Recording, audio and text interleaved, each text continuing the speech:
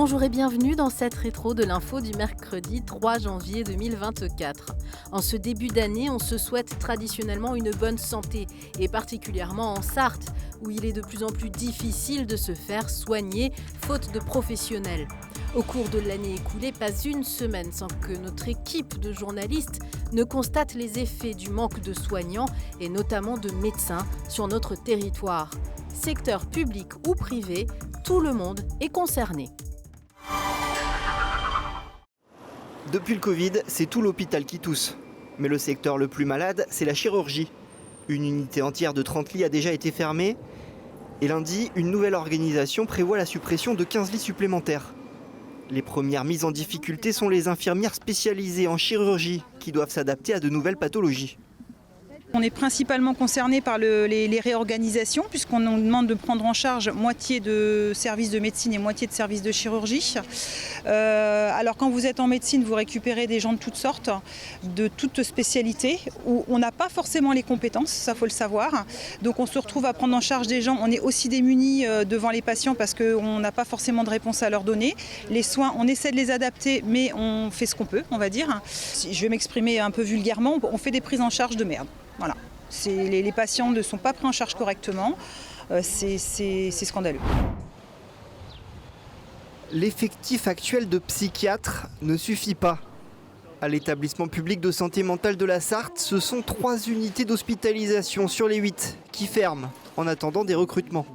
Il nous manque à peu près la moitié de nos postes de médecins et donc effectivement cette crise des professionnels manquants nous conduit aujourd'hui à fermer des lits d'hospitalisation alors qu'on sait qu'il y a besoin de ces lits d'hospitalisation pour les patients.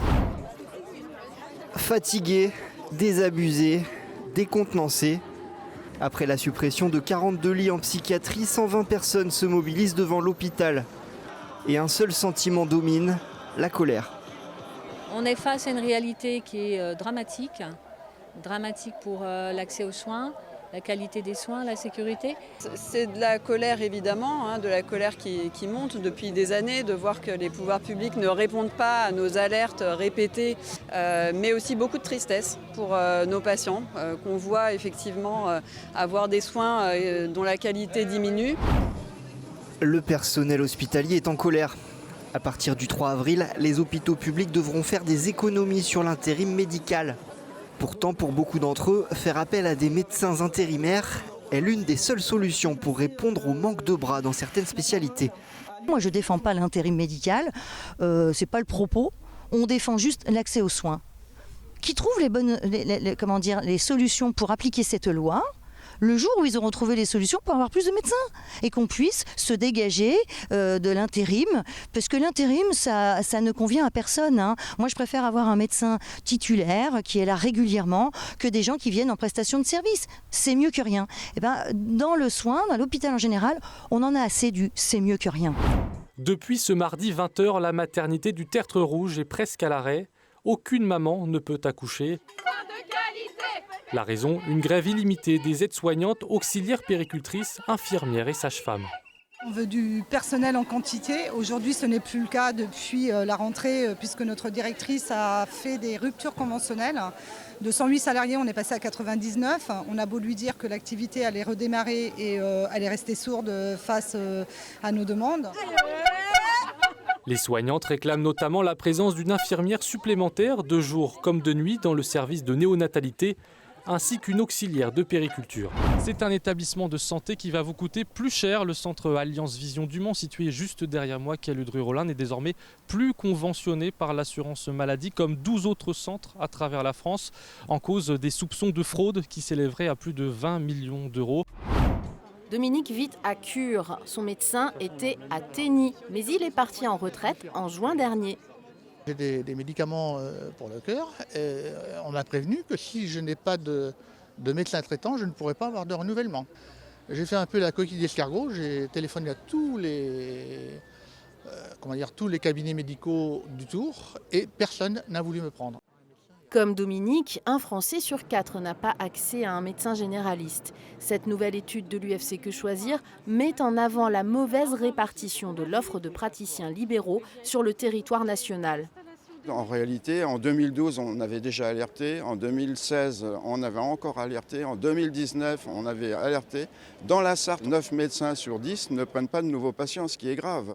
Un constat d'inaction qui incite l'UFC Que Choisir à attaquer l'État en justice, ce qu'avait déjà fait l'association de citoyens contre les déserts médicaux, elle-même déboutée par le Conseil d'État en février 2022. Nous nous réjouissons que l'UFC Que Choisir reprenne le sujet et c'est effectivement l'État qui doit la santé, qui est un droit égalitaire et constitutionnel pour tous les Français. Et il n'est pas normal qu'on tire son espérance de vie, entre guillemets, en fonction de son code postal. Dans ce contexte, les machines peuvent être des aides précieuses, même si pour l'instant elles ne remplacent pas les professionnels de santé dans l'art médical et la relation soignant-patient. Autre solution, la prévention qui fait de nous tous les acteurs d'une société en meilleure santé. C'est une première dans la région. Le centre Jean-Bernard se dote du CyberKnife, un des robots les plus performants au monde, dédié au traitement des cancers par radiothérapie. Sa technique d'irradiation de très haute précision cible la tumeur, tout en préservant les tissus sains adjacents. Elle dispose de 2 bras robotisés qui vont être capables en temps réel de repositionner le patient et surtout sa tumeur par des systèmes embarqués dans la salle qui peuvent être des caméras infrarouges pour modéliser la respiration ou bien, et ça peut être en complément, des tubes à rayons X pour faire de la radio en temps réel. Je peux desserrer un peu. Je le desserre, excuse-moi, voilà. Roselyne porte une prothèse de hanche. Grâce à un casque de réalité augmentée, elle travaille ses appuis et sa stabilité. Ça permet de travailler, mais tout en s'amusant, en n'étant pas trop concentré dans le travail. Donc, c'est vrai que c'est plus facile de faire les exercices et puis c'est moins contraignant. Une prostate géante de près de 6 mètres de haut, juste devant la clinique du Pré. Ce mercredi, les chirurgiens se servent de cette structure gonflable pour sensibiliser aux différentes maladies de l'appareil urinaire. Elle sert essentiellement à schématiser l'appareil génito-urinaire et à pouvoir montrer les différentes zones de la prostate et les problèmes qu'elles peuvent causer. C'est essentiellement l'information du public sur les pathologies de la prostate, de la vessie et du rein et de pouvoir répondre effectivement à leurs questions. Détecté tôt, le cancer du sein guérit dans 9 cas sur 10. Alors pour les femmes de 50 à 74 ans plus à risque, le dépistage est gratuit et recommandé tous les 2 ans. Mais en Sarthe, trouver un créneau de consultation est un parcours du combattant. Il faut appeler plusieurs pour avoir un rendez-vous. Vous avez rendez-vous certainement, mais 6 mois, 8 mois, ça dépend en fait du centre. Un chemin de croix auquel font face les femmes qui reçoivent le courrier d'invitation pour la mammographie. D'après le personnel du Centre régional de coordination des dépistages des cancers, il faut compter en Sarthe entre 6 et 9 mois pour obtenir un rendez-vous. Donc quand on a des coups de téléphone de nos patientes, on les encourage à aller plus loin, si elles le peuvent en tout cas. Un grand ruban rouge, des flyers et des infographies.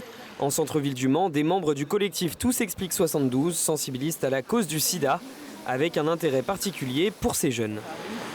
Le VIH, c'est le virus, le sida, c'est la phase terminale, d'accord, de la maladie.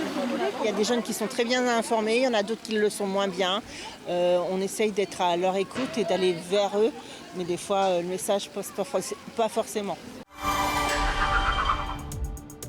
2 hommages au personnel du centre hospitalier du Mans pour terminer.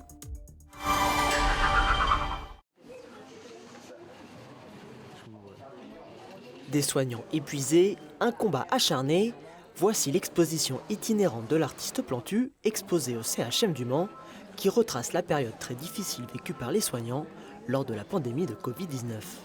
Un hommage artistique qui ravive quelques souvenirs. Ce qui me marque, c'est le côté quand même positif de chaque tableau. J'aime beaucoup le tableau avec les enfants qui disent « moi je veux être infectiologue plus tard » et les parents qui se lamentent en disant « qu'est-ce qu'on va faire, c'est la catastrophe ». C'est un hommage vraiment très précieux que nous fait Plantu et c'est vrai que ça nous aide aussi à nous remémorer certains aspects et à nous dire qu'on peut sûrement faire mieux la prochaine fois si une nouvelle épidémie se produit. Des professionnels de la santé que le dessinateur est allé lui-même rencontrer. Les personnels hospitaliers sont assez pudiques.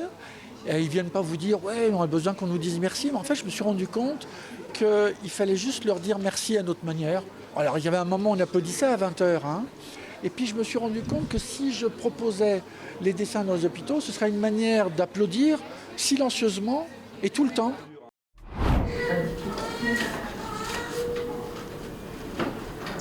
J'avais une sortie au 9. Est-ce qu'il y en a eu d'autres qui se sont programmés? Non. D'accord. Merci, à tout à l'heure. Sandra fait partie des petites mains de l'hôpital. Depuis 21 ans, elle est agente de bio-nettoyage à la maternité. 21 ans qu'elle répète le même rituel plusieurs fois par jour. Désinfection des mains, toujours. Après, je mets mes gants. À chaque service de chaque bâtiment de l'hôpital, c'est automatique.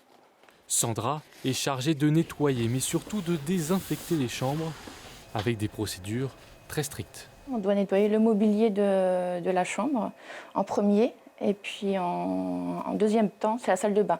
C'est toujours du plus propre au plus sale. 45 minutes par chambre en moyenne, le métier demande organisation et minutie. Chaque meuble, chaque poignée sont scrupuleusement nettoyés. Rien ne doit être oublié. Les risques de contamination sont omniprésents. Un patient qui serait dans une chambre Covid et avec plus loin un patient qui ne serait pas Covid, le risque serait de transporter d'une chambre à l'autre le germe, que ce soit un virus ou un microbe, et donc de contaminer l'autre patient. L'objectif, c'est que ça reste vraiment isolé à la chambre, donc on adapte la procédure au risque. Bonjour madame, je viens nettoyer la chambre, je peux allumer la lumière? Sandra a choisi le métier pour le contact avec les enfants et les mamans qu'elle croise au quotidien. Mais parfois, elle aimerait que son travail soit mieux connu et reconnu. Mission accomplie. De savoir ce qu'on fait, je trouve que c'est important. On a besoin de nous, quoi. Et j'espère encore, dans l'avenir, on a encore besoin de nous, parce qu'on est quand même le premier pilier, la première personne, les premières personnes à gérer l'ensemble de l'hôpital. Lors de nos reportages tout au long de l'année 2023, nous espérons avoir montré l'engagement, la plupart du temps exemplaire, des professionnels de santé en Sarthe pour le bien commun. À demain pour une nouvelle Rétro de l'info.